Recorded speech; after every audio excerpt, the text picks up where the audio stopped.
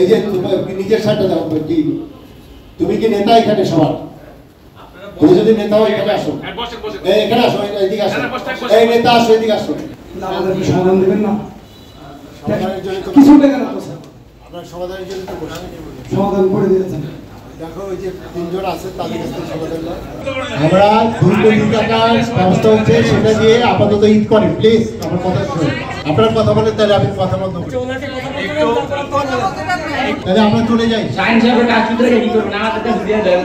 আপনি আমার কথা বলতে, আমার কথা তো শেষ করতে দিবেন। এবার ঈদের বোনাস বকেয়া কবে দিতে হবে, কবে ছুটি হবে, এগুলো সমস্ত সিদ্ধান্ত হয়ে আছে। এই সিদ্ধান্তের পরেও বেশ কিছু গার্মেন্টস ফ্যাক্টরি তারা কিছু সমস্যা ছিল।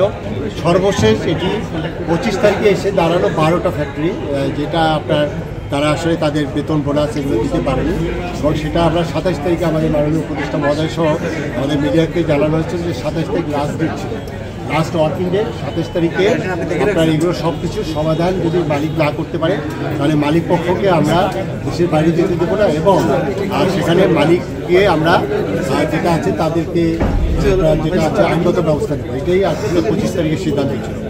27 তারিখে আমরা অলমোস্ট সবগুলোর সমাধান করেছি। বিশেষ করে সেখানে মাহমুদ গার্মেন্টসের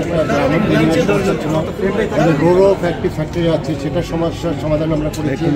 আমরা স্টাইল ক্রাফটের সমাধান করেছি।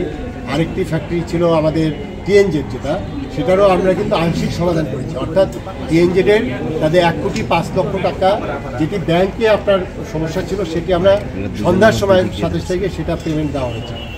এই টিএনজেড ফ্যাক্টরির মালিক আপনার সে সৌদি আরবে আপনার বহু বছর আগে চলে গেছে, এবং তাদের একটা সমস্যা ছিল 6 মাস আগে, আপনারা জানেন।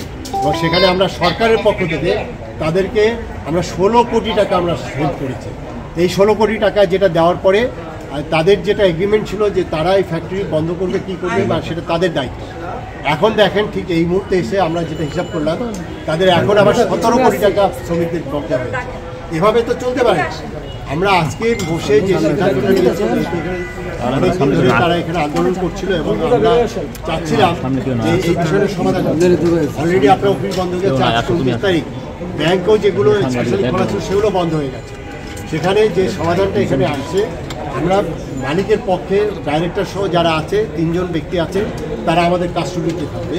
সেখানে তাদের মেশিনপত্র বিক্রি করে 2 কোটি টাকা তারা আপাতত শ্রমিকদের দিবে, তারা বাড়ি যাবে। এবং আগামী যেহেতু আপনার 6 তারিখে অফিস খুলছে, 6 তারিখে অফিস করার পরে আমি 8 তারিখে এই টিএনজেডের সব পক্ষকে নিয়ে তাদের নেক্সট যত দেনা পাওনা আছে, যে 17 কোটি টাকা কীভাবে এটা আসবে, কীভাবে দেওয়া হবে, সেই বিষয়ে আমরা সিদ্ধান্ত নেব। এবং আমি আশা করছি মে দিবস আপনার 1 তারিখে, এবং মে দিবসের আগে এই শ্রমিকদের মুখে যাতে হাসি ফোটে সেই ব্যবস্থা করব।